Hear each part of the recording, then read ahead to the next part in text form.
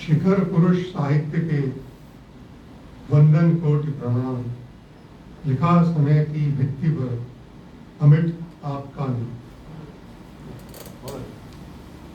मैं देरी से आया उसके लिए क्षमा प्रार्थी हूँ, लेकिन मैं जुड़ा हुआ था ऑनलाइन और कई लोगों को सुनने का मुझे अवसर भी मिला और बहुत सुंदर संजय प्रभाकर जी ने उनकी रचना बनाया है। मैंने ये घर धीरे धीरे प्रस्तुति उसकी की। रामधरी जी से मेरा संपर्क एक साथ अनिल जी और मेरा एक साथ ही हुआ था। संदर्भ था मेरी पहली पुस्तक आई थी तो उसका लोकार्पण करना था, तो अध्यक्षता किसी ने सुझाया कि रामधरी जी से अध्यक्षता करें।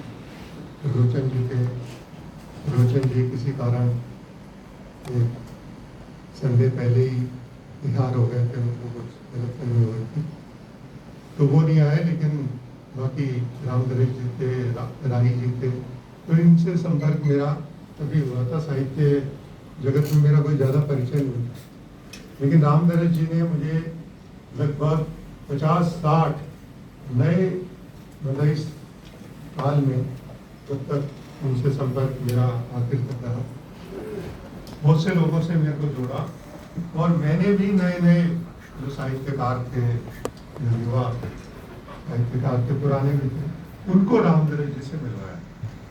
तो ये हमारा एक वो रहा। और जब भी हम जाते थे उनके घर तो वो, मैं थोड़ा दूर बैठता था तो वो मुझे बुला के अपने पास बुलाते और उन्हें अच्छा लगता था, मुझे भी बहुत अच्छा लगता था उनसे मिलना। घर ज़्यादा दूर नहीं था, तो ये सब रहा। उनकी कई पुस्तकों की मैंने समीक्षाएं भी की और उनको पढ़ता तो मैं बहुत पहले से था, जब संपर्क नहीं था।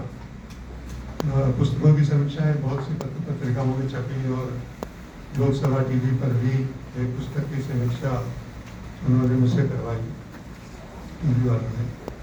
तो कुल मिलाकर मैं कहूँ कि रामधरी जी से इतनी आत्मीयता थी मेरी कि कोरोना टाइम में भी जब काफ़ी समय हो गया तो उन्होंने कहा कि कोई बात नहीं, आ जाओ, कुछ नहीं होगा। और मैं उनके घर कोरोना में भी मिलने गया।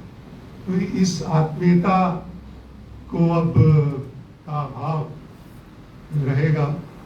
और लेकिन वो कविता के माध्यम से, अपनी रचनाओं के माध्यम से हमारे साथ। उनकी कविता मुझे बहुत अच्छी लगती थी। मैं ढूंढ रहा था उसे, वो कभी मिली नहीं मुझे। तो वो था कि भाई एक मेरा रास्ता है, एक मतलब दूसरा रास्ता है।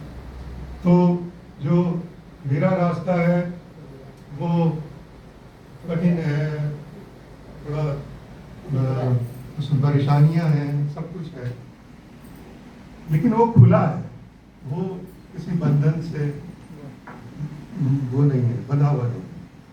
और जो दूसरा रास्ता है वो सुविधा का रास्ता है, वो सुख का रास्ता है, वो दूसरा रास्ता हो सकता है जहाँ आप लालच, लोभ, लालच सब है। तो आप कौन सा रास्ता चुनेंगे ये आपका। मैं समझता हूँ कि हमें रामधरी जी ने जो राह दिखाई है, हम उन पर चलेंगे, उन पर अगर आगे बढ़ेंगे तो ये उनके प्रति बहुत सच्ची श्रद्धांजलि होगी। उनकी रचनाओं को हम आत्मसात करें और उनके बताए हुए रास्ते पर चलें। धन्यवाद नरेश शंडेले जी।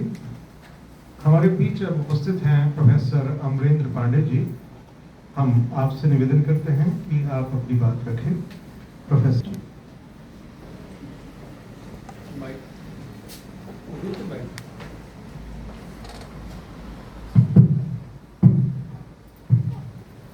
आप सभी को नमस्कार। स्वर्गीय रामधरी